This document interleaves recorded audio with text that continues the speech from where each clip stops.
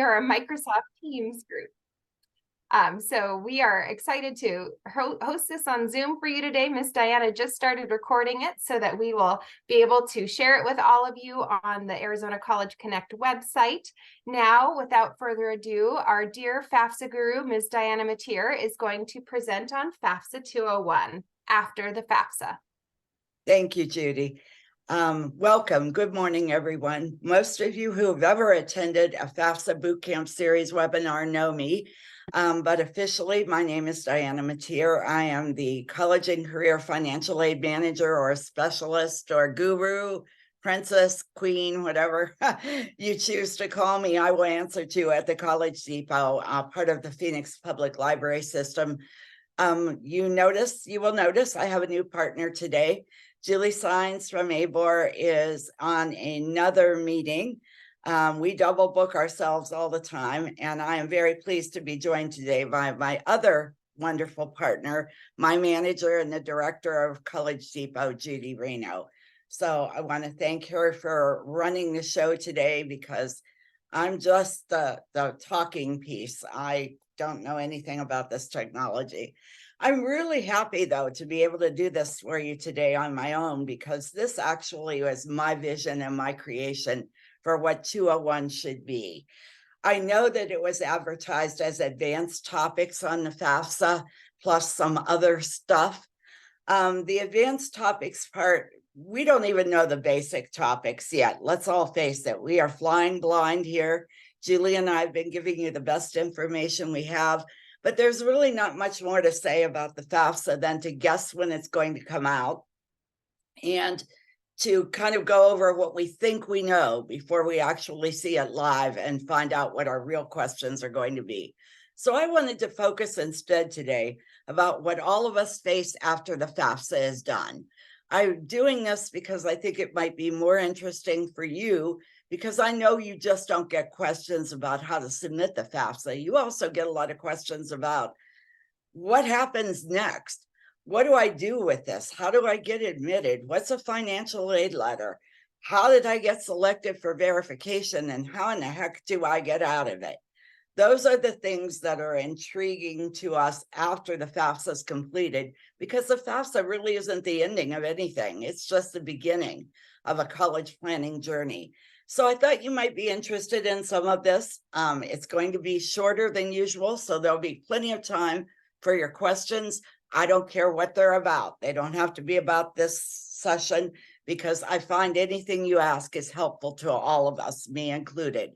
I also wanted to design this presentation because it's kind of selfish. It goes back to my roots as a financial aid administrator, and it really goes to the kinds of questions that our staff have all year as we help students get ready for college. So that's kind of an intro as to what we'll be doing today. So Judy, next slide, please. We're going to talk today about, oh yeah, Judy's got a quick finger there. We're going to talk today about a number of issues. First, we're going to talk about what happens immediately after the FAFSA is submitted, or 2 or 3 days of processing. What the FAFSA submission summary is, how it's taken the place of the student aid report for those of you who have known that language and seen it in the past. We're going to talk about the next steps after the FAFSA is submitted and processed, whether that be choosing a school or schools to proceed with admissions and enrollment requirements, because as you know, the FAFSA is not an admissions application like scholarship applications like QuestBridge are. You list a school on the FAFSA, but you also have to pursue admission there. We're going to talk about how students can become familiar with each selected school's student portal, which is a very important online tool that many students really don't understand or use effectively before they actually get to campus. We're going to talk about how they complete all those pesky to-do items in their student portal. And finally, we're going to review financial aid offer notices. And you can call it what you want to: award letter, offer letter, notification. It is known by a lot of different names, and there is no standardization, but we're going to talk about what you need to look for if your student comes to your office and says, I just got this notice from from Harvard University, and it says my financial aid is this, and it says $80,000, but you suddenly find out that 40,000 of that is in loans. We're hopefully today I could give you a little bit of insight of how to know what's what in a financial aid offer letter, so that the student just doesn't see the bottom line. They also see what part of that aid is free and what part of that is not. Next, Judy. I want to call you Julie, as I'm used to it.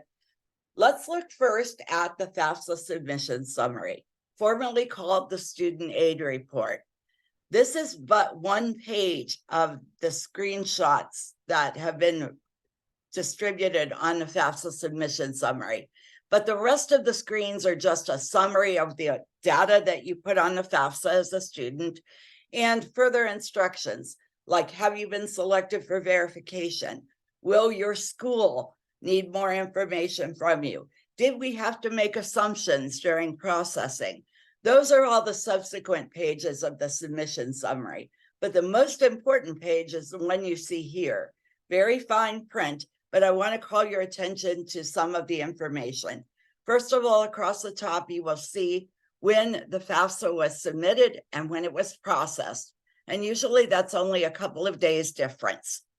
You will also note that, as always, the estimates of financial aid have been made, but these are just that. They are estimates. The Pell Grant estimate you see here is, and this is a completely fake number, so don't look at it and go, well, wait a minute, that doesn't match what I think it should be, because they have, as I'm going to show you in a moment, a negative SAI, or what you knew as the EFC. Instead, it will calculate Pell eligibility based on full-time attendance at most institutions, whether they be community colleges or elite private institutions, public schools, everything in between. The federal student loan amounts you see here are estimates based on the student's eligibility index and based on what the student said they would be in college. Would they be a freshman, a sophomore, a junior, or a senior? The loan limits change as students advance in grade level. So what a freshman will be estimated to receive in student loans is different than what a senior would be expected to receive.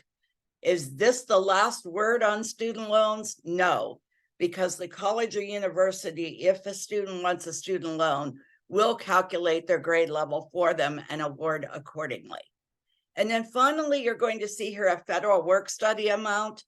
This is a gross estimate. I don't know where they came up with this figure. I don't think they know either. But it again is not the last word on what a student could earn in that program. It is, however, an estimate that the student does have work study eligibility if they wish to pursue a federal work study job when they get to campus at their college or university. You will also note that near the bottom of the form, you will see a calculated student aid index. This replaces the expected family contribution, but it functions much in the same way. So a 0 is still a good number to have as a student aid index. It means you qualify for maximum Pell and maximum consideration for other financial aid.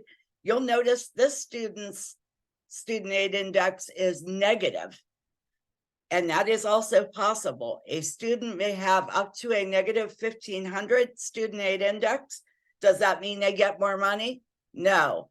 It just means the college or university will try to award them additional funding first.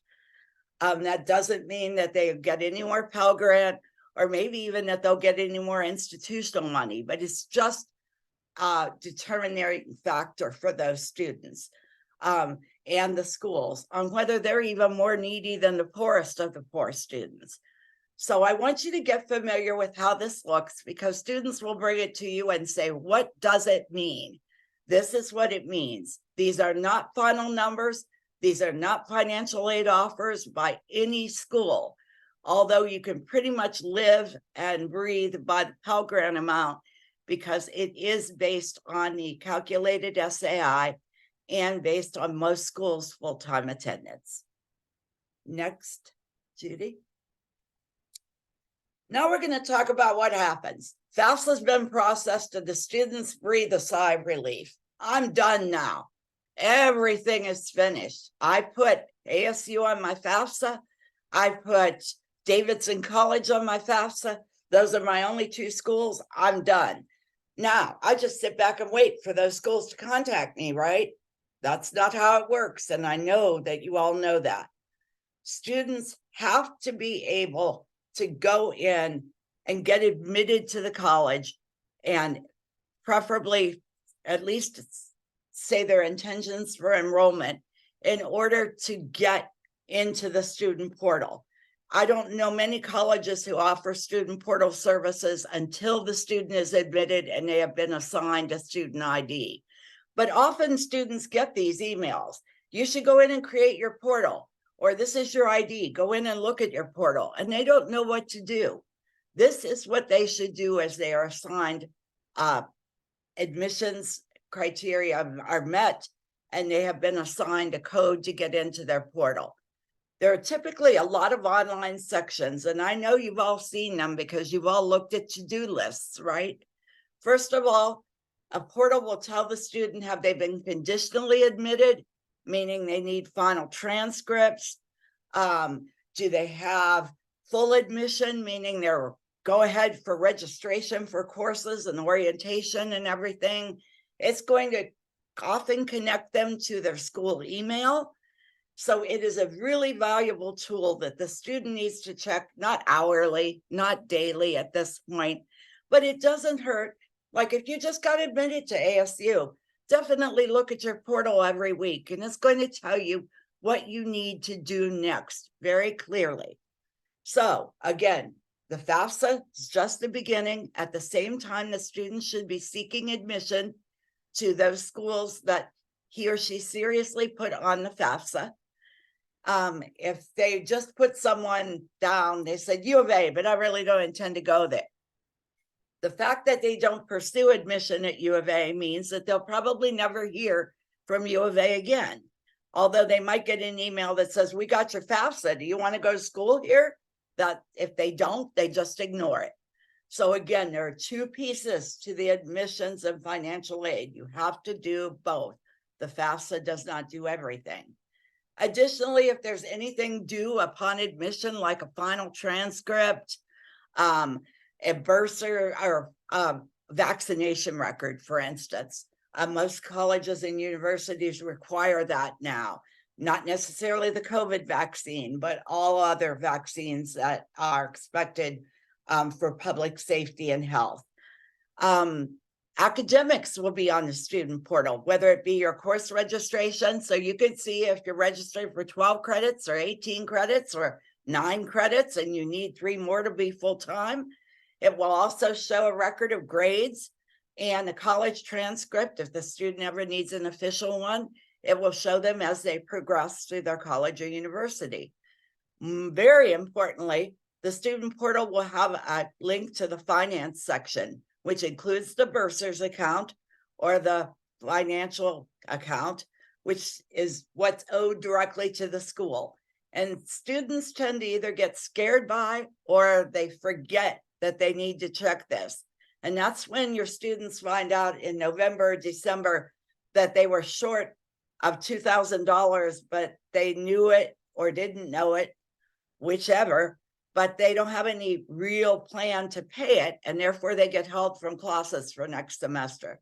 So the bursar's account, whether an enrollment deposit's due, whether any number of things are due either before or during college, the student should check that account very frequently. Make sure they're not charged. For instance, I just talked to someone who started out with a $900 balance at ASU. It balloons because there are late fees attached, and she now owes $1,200. Whose fault is that? It is not ASU's fault, because they clearly say if you don't pay by a certain day, we're going to tack on a fee. But she was struggling with how to pay it. We talked for half an hour. We resolved how she paid it, or how she will pay it, and she is now much less stressed.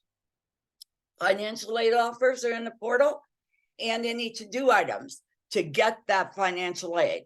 So a lot of students get very overwhelmed about the side of their portal where it says what you need to do. What you need to do for financial aid will be clearly outlined, some clearer than others, but you simply need to click on those to-do items and it will guide you through them, whether it be resolving information, completing verification, submitting a document, that until those things are done, no money is going to flow into your account, even if you've gotten an offer letter for financial aid. So it's really important that students pay attention to their to-do items and they do them frequently, and keep on top of them, because otherwise it gets very stressful come August 1st when they're getting ready to go to school. And finally, students can see their room or board status on the portal too. So if I think my daughter has a meal plan and a dorm already set up for her, I need her to check and be sure that she has crossed all the T's and dotted all the I's so that she actually does have a room and board plan. Or if she's not living on campus, that they know that. So room and board status will also be usually presented somewhere on the portal. Do they all look different? Absolutely. Maricopa County, for instance, Community College District looks very different than ASU, looks very different than NAU, looks very different than Williams College in Massachusetts. I'm throwing out names here where my students go, but you will be absolutely sure that the same type of information exists somewhere. You just might have to hunt and peck for it a little bit. So enough about the student portal for a moment. Let's go on. And let's talk about to-do examples.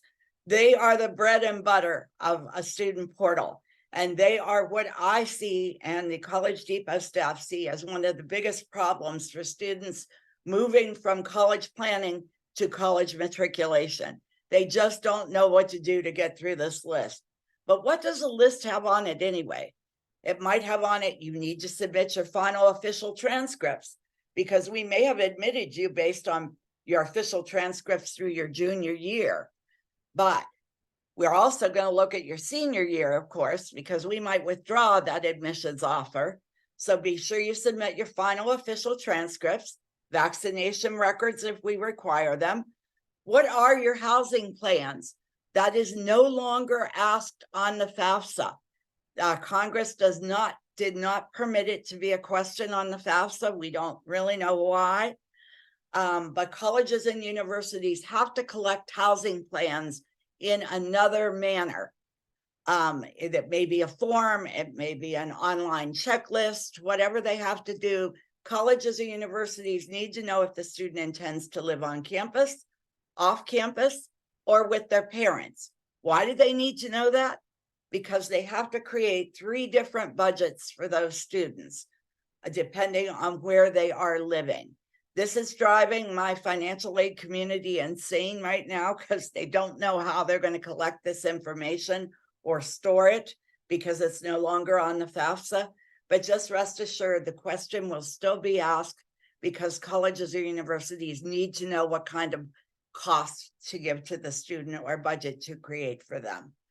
Another to-do example is resolve conflicting information. It's hard for me right now with the new FAFSA coming out to say, well, their taxes didn't match up what they put on the FAFSA. That's no longer an option. They're going to match up because the data is absolutely coming from the IRS. But what might be conflicting? You say you're an Arizona resident, but you just moved here 4 months ago. So your FAFSA says, I've been in the state over a year, but your admissions application says I've only been here 4 months. The college or university is going to consider that conflicting information, because they do not know whether to offer you in-state tuition or not. So they are probably going to ask you to resolve that conflict. That is very similar in some respects to financial aid verification, although verification is a little more dollar-oriented and data-oriented than the last question I presented to you. If the student is selected by the federal government or by the school for financial aid verification, which we will talk about in a few moments, then the student will have a whole list of to-do items that meet the verification requirements of that school. And verification requirements, by the way, are all standard, although every school approaches them differently. So that is one of those it depends questions in financial aid. Moving on, Judy. Oh my God, doing it again. If selected for verification, you all, I hope, know what that means. The federal government randomly selects a portion of applications to be selected to be validated or verified is the official word.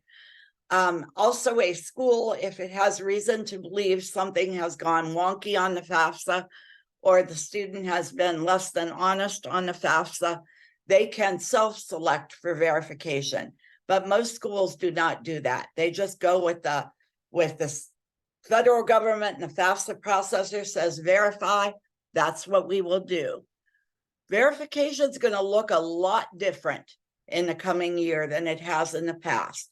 We all lived through COVID and the pandemic era in which verification was largely relaxed or eliminated for a year and a half, 2 years. It came back this past year in a form that we knew it, where you have to verify income, verify family size, clear up any conflicting information. This year, financial aid offices think it might be a little bit easier to complete verification. The IRS Direct Data Exchange, or DDX, sounds like a bicycle, right? Will satisfy the income verification requirements. So there will be no more upload a copy of your tax return, get a tax transcript for those of you who lived through that era with me. You don't have to do that anymore because the IRS and the FAFSA processor are directly communicating based on the student and his family's consent to do that. But if a federal tax return is not found by the IRS is simply telling FAFSA, I didn't find one. Not that the student and family shouldn't have filed, but they did not file. And remember many of us those days when students and their parents were expected to go out and get a non-filing letter from the IRS, which simply was an extra step. Go out and ask them, did you find a tax return on me? And they write back a letter and go, no, you know you didn't file. That is gone. Now the non-filing requirement is satisfied simply by the direct data exchange. So what's left? If you don't verify income and you don't verify tax filing status, what do you verify if selected? Family size is one area that may be verified. However, there's good news. For those of you who've gone through 101, you know that the FAFSA pre-fills family size, and then it is up to the student and parents to change it if it is incorrect. And the family size is pre-filled based on student, parent, or parents, and any other dependents claimed on the parent's tax return. That's not always going to be right, though. We've talked about this kind of ad nauseum. Very important to know, however, the student has the option to change the family size, but if they're selected for verification, they're going to have to do that infamous verification worksheet where they list their family members' ages and relationships to them. So they will have to match the family size they changed on the FAFSA. Also, there are verification sections or categories in which students must prove their identity or sign a statement of educational purpose. And those are different verification categories. If the student is selected, they will be given very explicit instructions of how to send in or present documentation that they are who they say they are and that they intend to use their financial aid money for educational purposes. These are clauses in verification that are designed, again, to prevent fraud, whether it be randomly or on purpose. If they have reason to believe that the student may not be who they say they are, they will ask for identity verification. The most important thing for you to know about verification is the student needs to do whatever the college or university asks for, because if they don't, they will never get $1 of financial aid. They may have dutifully completed their FAFSA. They may have started their verification requirements, but if they do not finish them and resolve all information to the college's satisfaction, their legal obligation to the federal government, they will never see a dollar of their financial aid. And all of you have experience, I'm sure, with at least one student in your life, unless you're brand new, that got caught up in a verification cycle, was not able to complete it, missed a whole semester, or gave up on college entirely. We want to prevent that as much as possible. So that's why you need to know verification, and you need to not be afraid when a student comes into your office and says, hey, I got selected, what now? That's when you sit down at the portal and you work with them. And then finally, verification, if selected, is a standard process, but the way the colleges go about meeting that process varies widely. Standard forms don't really exist. Standard questions do, but the way they ask them and ask you to answer them and the forms you have to complete are all different. So once you complete verification for one school, you have to move on to the next, because if you're selected at one school, the chances are great you're going to be selected at all of them. And it's important to know, if you don't really think you want to go to NAU and you haven't even pursued admission on it, you're not going to get verified there until you do. And if you cross them off your list, even if you've been admitted there and said, no chance I'm going to NAU, don't complete their verification requirements. Just tell them at some point, I'm not coming, and they'll take them all away. And the reason I say that is I have students who say, I've got 20 schools on my FAFSA and I got verified. Now I have to talk to all 20 of them. If all 20 of them are serious for you, you do have to talk to all 20 of them. But it's up to us as professionals to say, what are you really interested in here? So maybe I could cut that 20 down to 7 or 8. Much easier for the students' nerves, their families' nerves, and for yours and mine.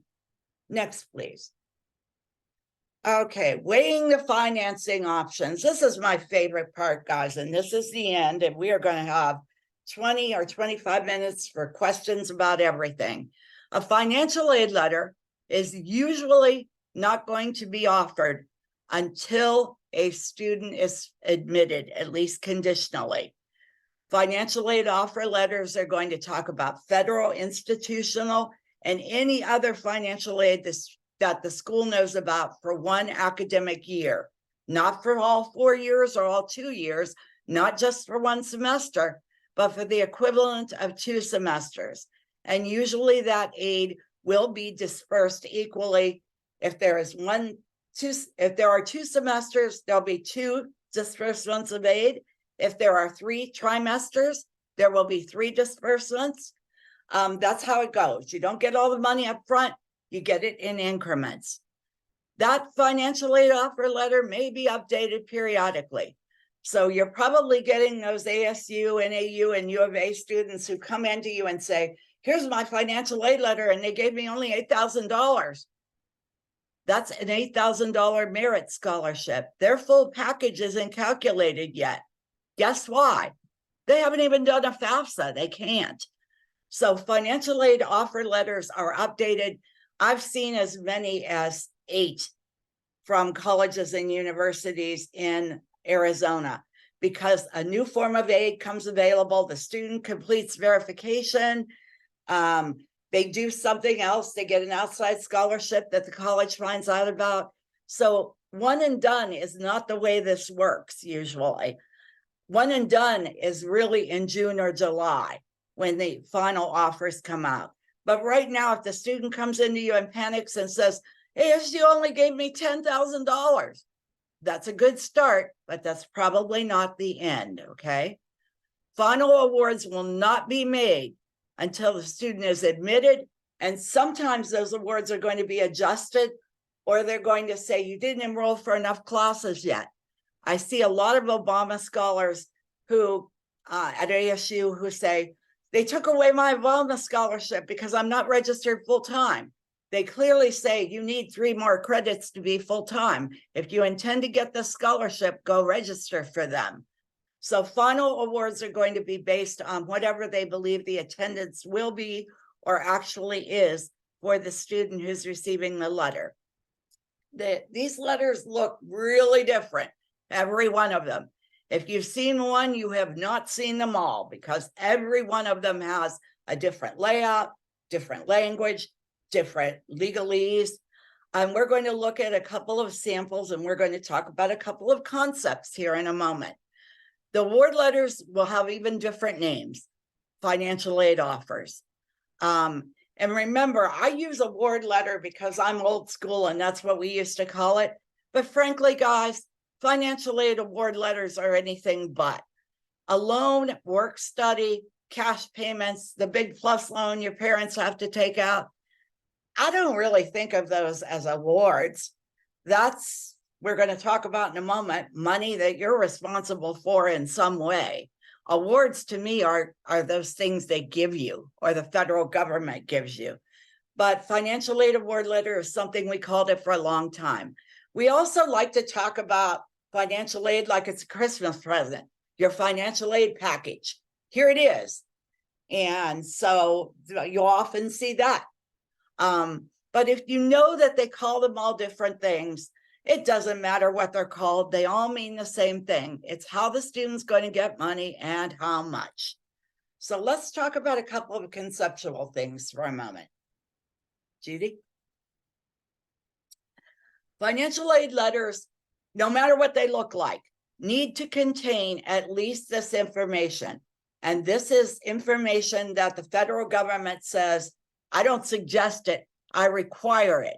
If you're going to participate in my aid programs, college or university, you need to tell the students at a minimum what it costs to go to your school every year. Not just your tuition and fees, because it's more than that. It's your books, your supplies, and your equipment, particularly if you're in a field like nursing or something, or cosmetology, things that are auto mechanics, things that require kits and supplies and uniforms. Those things count as equipment. Room and board, whether it be on campus, off campus, or with the parents, it still costs to go to school. You have to live, even if you're an online student, you have to have somewhere to live and work. So the room and board will always be counted, but it will be counted differently based on these three categories. Are you on campus, off campus, or with parents? That's why schools have to ask, what are you doing? And if the student changes his or her mind, they need to go in and talk about it. Transportation, that doesn't mean buying a new car or a boat. That simply means basic transportation allowances to get you to and from the school if you're a commuter, or to or from the campus to home if you are living on campus anywhere, in state or out of state. And then finally, miscellaneous personal expenses. You have to do your laundry. You have to do your dishes. Sometimes some college students forget that, of course. You have to have certain things that you have to live while you're going to school. And so all of these enter into cost of attendance. That's why a cost at Maricopa is like $14,000. That is not the tuition. That is everything. A cost at a state university in Arizona is about $33,000 this year. That is not just tuition and fees. And a cost to attend Washington University in St. Louis is $85,000. And most of that is tuition and fees. I'm not picking on them. That's just indicative of what a private school will charge, anywhere from $65,000 to $90,000. So those things have to be outlined. How much is it going to cost you to go to school here? Can you save some money on some of it? Absolutely. The only absolute here is tuition and fees and room and board if you live on campus. The award letter, or the offer letter, I should call it what it is, clearly needs to define how much out of pocket the student is going to need to pay. And in my industry, we call that the net price. Annual cost of attendance minus gift aid, which we'll talk about in a moment, equals the net price a student is expected to pay with either self-help aid, which we will define in a moment, or their own funds. You want to pay cash? You want to go on a payment plan? your net price is $5,000 after your gift aid. Now, how are you going to pay that? And then it's up to you to decide as a student and their families what they're going to do to cover that $5,000 net price. All schools that participate in the federal financial aid programs are required to have what's called a net price calculator, or you could also call it an estimator, on their website. Some of them have very robust net price calculators that allow students to put in their data even before they fill out a FAFSA and find out what they think it might cost them to go to school there. But it is absolutely an estimator. It's a calculator. It is not the last word, but it does help students to get an idea of what they might qualify for. And that is why the federal government wants every school to have this on their website somewhere. Some schools bury it. Some schools have it right up front on their front page. Some schools have it on the front of their financial aid page. I always just Google net price calculator, Grand Canyon University, and I get it. I'm trying to spread the wealth here of college names. Next, what in the world does it mean? What is gift aid versus what is self-help aid? We clearly in financial aid know these terms. We've been using them since I was an infant in financial aid back in the early days. Gift aid is exactly that. You think of it as a gift. You don't have to pay it back. Somebody gave you a new car. Somebody gave you a house. Somebody gives you a grant or scholarship that does not have to be repaid. It's gift aid. You could lose it if you do certain things like get crummy grades or stop going to school or whatever. But if you do what you're supposed to do and meet the criteria of that aid, like staying in school and getting decent grades, it doesn't have to be repaid. And should a student always accept gift aid? Absolutely. Why would you not take something that was given to you for free? It's not suspicious. It's not like, winning that scam lottery. This is real federal money or institutional money that they're offering you. And even if they say, do you want it or you don't, you should always say, yes, I want it. It's free. In addition, an offer letter should also clearly define self-help aid, meaning self-help means exactly what it says. You're going to help yourself pay costs at college.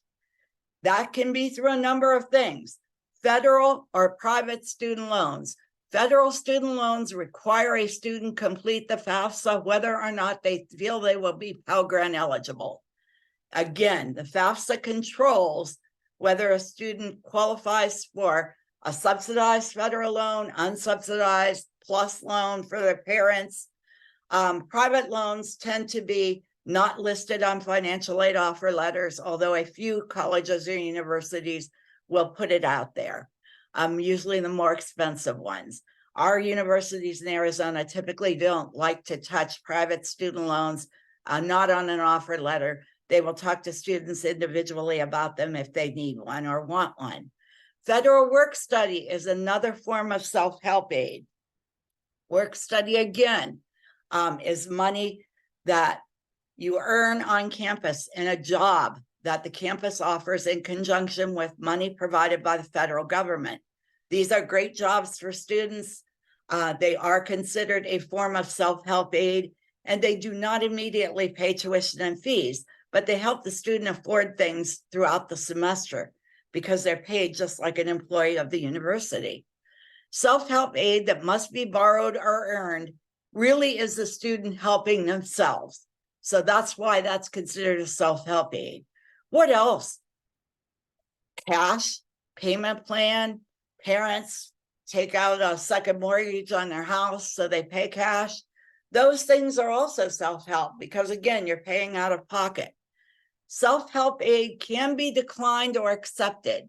I had a conversation the other day with a young lady who said, ASU offered me $7,500 because I'm a senior, but I don't need that much. I don't want to borrow money to pay my $1,000 balance. And I informed her, you don't have to take out all of that. There's a little button we're going to see in a moment where you can accept part of it. So she said, oh my gosh, I would have borrowed $1,000 and gotten this monkey off my back had I known that I didn't need $7,500 or I didn't have to take out that much. You can accept or decline part or all of that aid, but you have to realize that if you decline it, it's very unlikely that the college is just going to go, oh, Diana doesn't want a loan, I'm going to give her another grant. That's not how it works. They're going to go, Diana doesn't want a loan, I bet she wants to pay cash. And if I don't, I'm kind of stuck, right? Next, Judy. This is a very, very basic sample, and it's an older one too, of what an award letter or offer letter looks like. I want you to notice that there are some data at the top, assumptions that have been made based on students filling out information. For instance, are they a freshman? So we calculated freshman loan amounts. Are they dependent based on the FAFSA? That dictates loan amounts as well. Are they graduate students? Because if they are, they don't get Pell, but this one's an undergrad. What's their major program? And what is their housing category chosen so far? So this is where if the student says, oh, I can't live on campus, I'm going to be a commuter, they need to talk to financial aid and get that changed. You will notice the cost of attendance, or COA, one of our more common acronyms, is here also. That is, again, what they are calculating the total cost of the school to be for 1 year. And then you will notice awards offered. And we have divided those here into gift aid, and the slightly colored block here is what's called the self-help aid. And you will notice that the gift aid also says, do you accept it or do you decline it?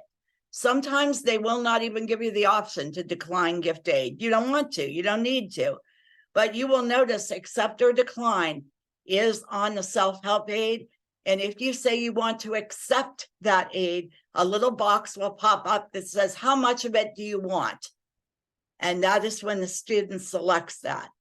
What if you decline it and then you later decide you need self-help aid or you want it? You can always ask the financial aid office to bring it back. So you initially can decline self-help aid, but you can accept it later on. Not automatically, you have to talk to somebody, and that's hard for some students, but they need to.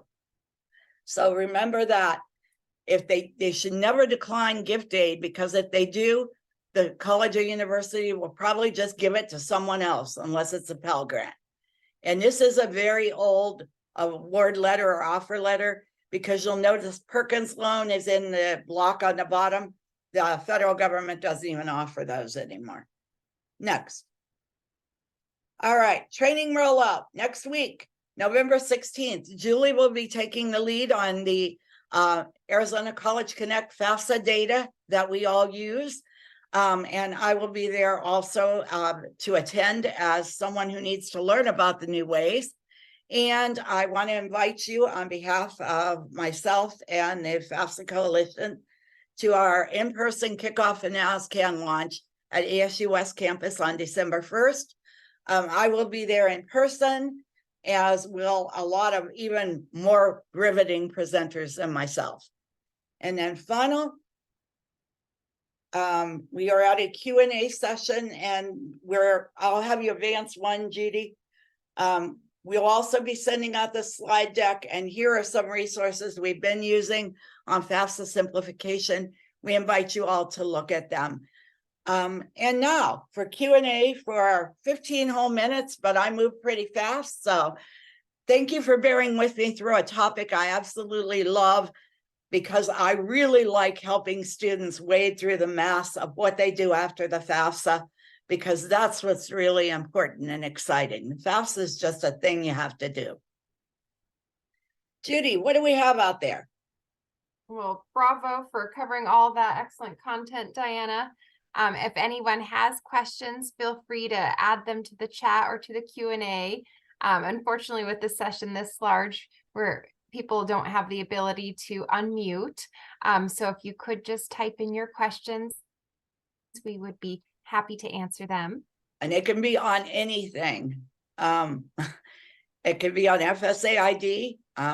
And I could just tell you, we don't know any more than we did 2 weeks ago. Well, maybe a little more. FAFSA 101, we still don't have a date for FAFSA release, but at the depot, we are doing a little target thing. And we encourage you all to do that in your offices. Okay, Diana, we have our first question. Yes. From Bethany. Do parents still need to come to workshops with copies of their tax returns? Excellent. Great question. Yes. Yes, although you will be happy to know, as we all are at the depot, that you no longer have to refer to them and go, well, what was your AGI? What was your federal tax paid? Well, how do I read this thing anyway? What you should encourage them to do is to bring their tax returns with them, because there are a couple of questions like, did you take an earned income credit? Sometimes that's not going to transfer from the IRS. The family needs to know if they did or not. Most know that, but if there's any doubt, looking at their tax return will tell you right away. There's also a question, did you file a tax return with schedules? You can actually look at a tax return and tell that. But again, we think that most of the tax return questions are going to be answered by the direct data exchange. It doesn't hurt to tell them to bring it. The fact that you may not ever need to open that folder is probably 95%. Yay. Thank you, Diana. You have another couple of questions. One is, can you tell us more about the event on December 1st and who should attend? It's just a little bit of everybody. We're having National College Access Network with us. And we're having a lot of breakout sessions about best practices of doing FAFSA nights and helping your families through the FAFSA. I will be doing a session on help, my FAFSA is broken. So we're going to have a little fun with what to do if the student comes in and they're very perplexed. And by the time you get done with them, you are too, just like me. And it's just a chance to get together with colleagues. It's going to be higher ed professionals, college and university reps, high school counselors, teachers, anyone but students, really, that has an interest in the FAFSA. And we're trying to get a good kickoff because we're trying to increase our completion rate. Thank you, Diana. A clarification question from Tomas. Students can access their portal at any college they listed on their FAFSA via the FAFSA website? Very good question, but definitely not. The student portals, you can access a portal on FAFSA. All it's going to tell you is this is the status of your FAFSA, what you filled out, and what colleges you picked. But the portals are all attached to the individual colleges. And generally, students do not get access to a portal until they've applied to and been accepted for admission by the colleges that they put on their FAFSA. I've heard a couple horror stories. I saw one year. The student wanted to go to University of Oregon in the worst possible way. She got through all the admissions of it. She forgot to put it on her FAFSA. They kept communicating with her. They assumed she was paying cash. It was August 1st. She was not. She ended up not going to University of Oregon. In the same token, you all have a student who says, hey, I put Davidson College on my FAFSA. Now they're going to try to admit me, right? Of course not. You haven't told them anything about you academically. They're not going to admit you. But portals are all individual. And if I was a little unclear on that, I apologize. Thank you, Diana. For students who are applying to schools now and are asked if they completed their FAFSA, do we encourage them to say yes, since eventually they will finish it when it opens, or should we tell them to say no? Oh, that's a really trick question. I think it could go either way, but obviously a college or university has got to know that. I mean, unless they're living in the dark ages, they know there is no FAFSA to be done right now. I would feel comfortable in saying no. All right, a few more. Will a student receive an SAI in their FAFSA submission summary if parents didn't file a tax return but did consent using the DDX tool. Yes, they will. And it will be an automatic negative 1,500 SAI. And you're all going, really? Yes. If the IRS did not find a tax return, there is an assumption that there was no taxable income, meaning that the student and parent were under the filing thresholds, and that's why they didn't file. So they must be in the category of the most needy students, because you have to be pretty low income not to have to file taxes. So they will automatically be assigned a negative 1,500 SAI. Does that mean that the college or university might come back later and go, if you didn't file taxes, how did you live? And they go, well, I didn't meet the filing threshold. Then the college or university may say, well, tell us how much you did make. And if I'm in that situation as a student and I go, my parents made 50,000, but we didn't file taxes, and I have a negative 1,500 SAI, I'm going to tell you what I would do as a financial aid administrator. I would say, that's conflicting information for me, because you just told me you made 50,000, but you didn't file taxes. I can't give you any money until you do file taxes. I want you to see how serious that is. It's okay to file the FAFSA and say, I didn't file taxes. You're going to get an automatic maximum eligibility. But is it guaranteed? Absolutely not, until the college or university sees that there is no requirement that you should have filed taxes. Will they always ask? They might not ask at all unless you're selected for verification. This is the great unknown we're in. But just tell your students to be prepared. If their parents should have filed taxes, they're probably going to get asked more questions. Thank you, Diana.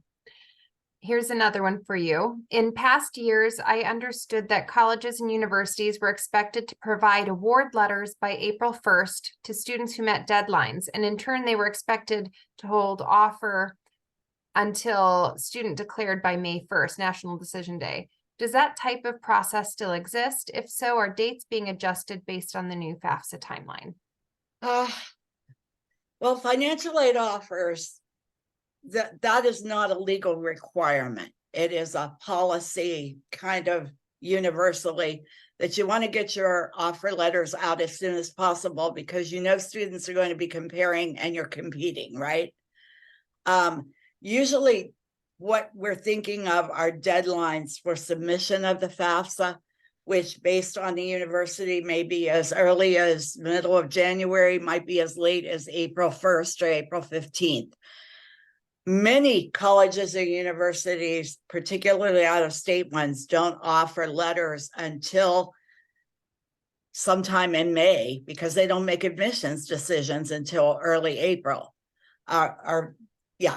Sometime in April, because they don't make admissions decisions until April. But it varies. I do know that we're going to be backed up on award letters and offer letters simply because the FAFSA is backed up. So I don't think we know what to expect this year. My advice is students should all pay very close attention to the deadlines they have to meet for FAFSA submission. And then we'll just see what colleges and universities do with their new software systems, how quickly they can get out letters. It's part of the reason too, guys, that people do partial offer letters. That's why ASU or NAU or U of A are going to say, you qualify for the maximum or a merit scholarship. So you already have a foundation, right? This isn't all we're going to give you, but this is what we're giving you to start with. So they try to get a head start. And that's why these award letters or offer letters keep getting built as time goes on. Thank you, Diana. You're getting lots of great questions. I am a new school counselor and would like to know where I can check which students have completed the FAFSA. Oh, that will be covered in great detail next week. November in 16th. Julie's session on the 16th. You can talk to Julie Signs at ABOR offline about this if you're anxious to know before next week. The ABOR has a ton of agreements with colleges, or rather school districts and other college entities like College Depot to release that data on a regular basis to you. Thank you. I've got a long one for you now. Okay. If a youth is claimed as a dependent on taxes, will that affect determining their dependency status on the FAFSA? I No, work with unaccompanied youth experiencing homelessness, and sometimes parents or others will claim them as a dependent, which they should not do, but it is out of the hands of the youth. Now that the IRS shares tax info with the FAFSA, I want to make sure that the youth in these situations won't have an issue being determined as independent on the FAFSA if someone claims them as a dependent on taxes. excellent. Really great question and really easy answer. No, the fact that they were claimed by anybody as a dependent has no effect on their dependency status. What does affect their dependency status is, for instance, you just mentioned homelessness. If the student has been declared homeless or at risk of being homeless and unaccompanied by parents, usually those would be students your district might have declared McKinney-Vento eligible, or you are able to attest to the fact that you know they're living with their best friend or their brother, and it's not a stable relationship. They have no relationship with their parents, but their parents continue to claim them. I've got some friends like that, but they're not friends anymore. But those situations, the student cannot control it. And the minute they say, I am homeless or at risk of being homeless and unaccompanied by my parents, there is no more information asked about the parents. The student is assumed to be independent, and the IRS will never be reached out to by the parents because they never filled out the FAFSA. I hope that makes sense. Thank you, Diana. It's a pretty obvious answer to a pretty great question. It sounds like the December 1st registration is full. Karen says the event says it's full. Is there another way to register? That one is in person, so I don't imagine they're able to accommodate more. Any thoughts, Diana? That is what I have heard, but I would reach out to Julie Sines at ABORD, Arizona College Connect. They are in control of this. We are not. So, but Okay. I think it has to do with fire marshal information, but I have a feeling they're going to do some kind of overflow or standby, or, you know, like riding on an airplane when you don't have a ticket for that flight. Oh, good. Okay, I've got a few more. If a Okay. student is And, offered and I know we're admission, approaching 10 o'clock, but I'm willing to stay on if you guys are. thank you. If a student is offered admission to a school and does not act to create their account and pay deposit, how long will the schools wait for a deposit? Well, they usually have a deadline. And it won't be a deadline that's in 2 days after they send out the admissions letter. It'll be a month, sometimes even more. For instance, if you get admitted in January somewhere, it might be you don't have to pay your enrollment deposit till May 1st. Or you may be able, in cases like ASU, to defer your enrollment deposit and have it paid out of the financial aid that you're going to get in the fall. That's both a good and a bad idea, because if you can't pay the $300 now or whatever it is, it's just going to get taken out of your money in the fall. And you might be planning to use that for something else. But usually, and enrollment deposits are real hard to get back. So if you pay one and then you decide, I really don't want to go there, then they're probably going to say it's non-refundable. You know, that's how they stay open, right? It's very important, though, that you tell students don't pay the enrollment deposit unless you are 98% sure, because you might never see it again. Thank you. Would you happen to know if ASU or U of A will extend their deadlines for aid, such as the Obama Scholarship and Arizona Assurance?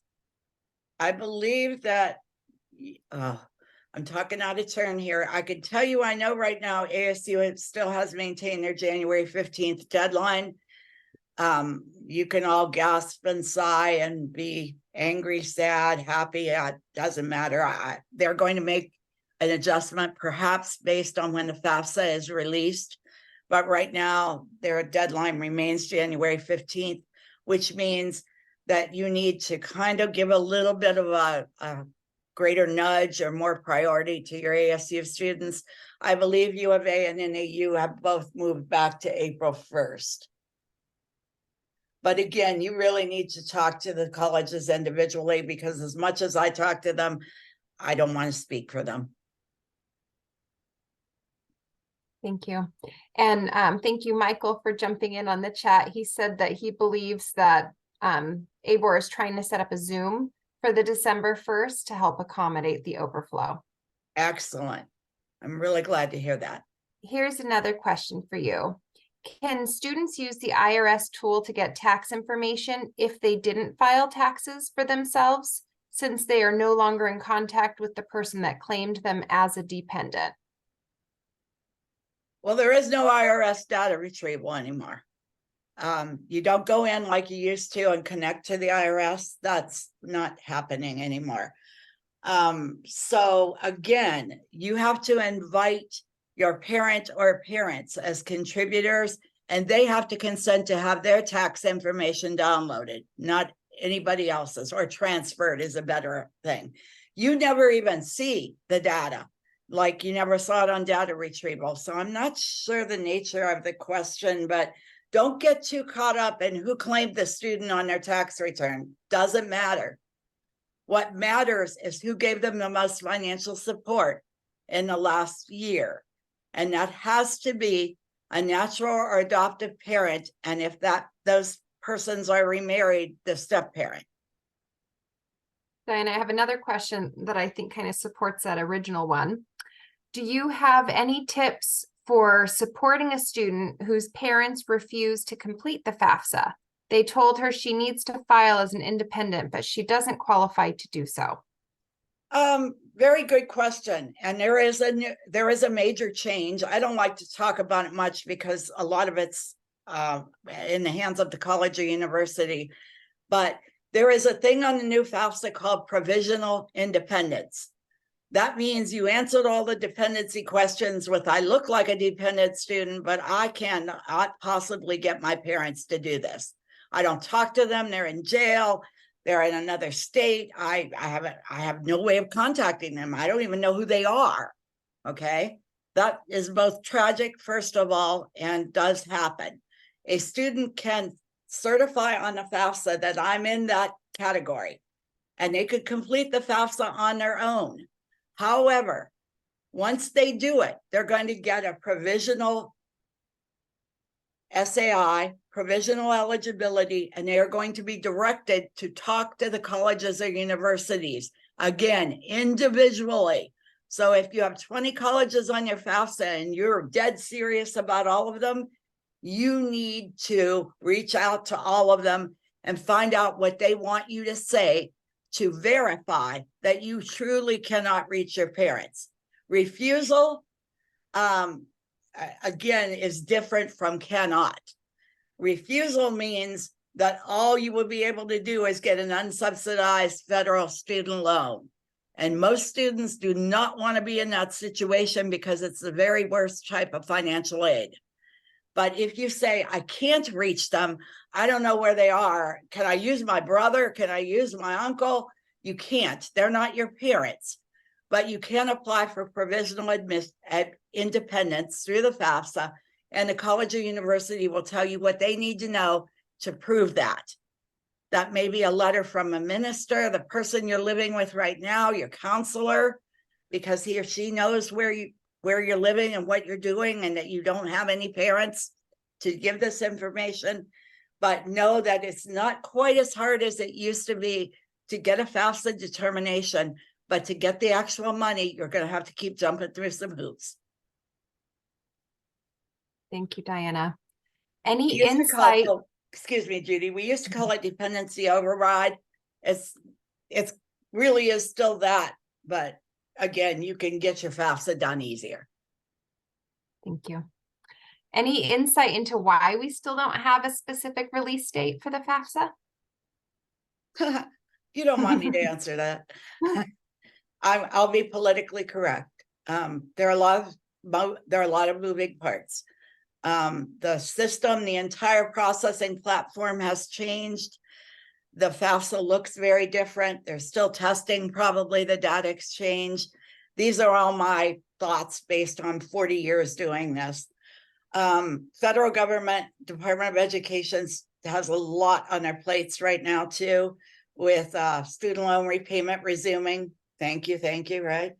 And with servicer problems and with borrower defense claims, which frankly, most of them are bogus. But they have to colleges have to entertain them, and the federal government has to review them. So I don't know. Good question. We're eager to find out too. All right, Diana, how do you suggest students approach financial aid officers when they are comparing letters and want more from school A versus school B? Oh, that's called your negotiation. And I know you probably read a Forbes article or US News and World Report or something that says you need to negotiate your financial aid. Sometimes you just can't. I don't think ASU, U of A, NAU, University of Phoenix, Grand Canyon University are going to change their offers based on what happened at another school. They're just not. But will Harvard try to meet Yale in the middle if you get admitted to both? Yeah, probably you're going to get a full ride at both if you get admitted. But you can negotiate more with out-of-state privates than you can with in-state anything, probably. Or you just got to look, how much endowment does that school have? If it's a private institution out of state that looks like Harvard or Yale, they probably have a lot more money to play with. So, but can you say, Yale gave me $50,000. Why aren't you giving me $50,000? I've seen adjustments at private schools, but they're usually like $2,000 or $3,000, not much more than that. So I think negotiation is kind of a myth, but it never hurts to ask, and it never hurts to talk about your special family circumstances if you really do have any. Good. Violet is asking if there's going to be a link to ensure they can sign up for that December 1st session. I would again probably direct that to Julie Signs. It sounds like she's still working on that Zoom possibility for December 1st. And then here's a question from Claudia. What if students' parents did not file taxes and won't file that year? Will they ever get aid or be able to complete the FAFSA?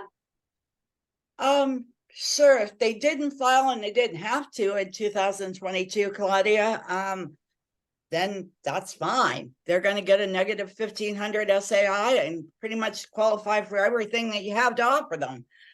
However, I want you to think about the people that say, I didn't file taxes, and they are given an option of saying, I didn't file because I didn't make enough money, or I didn't file for other reasons.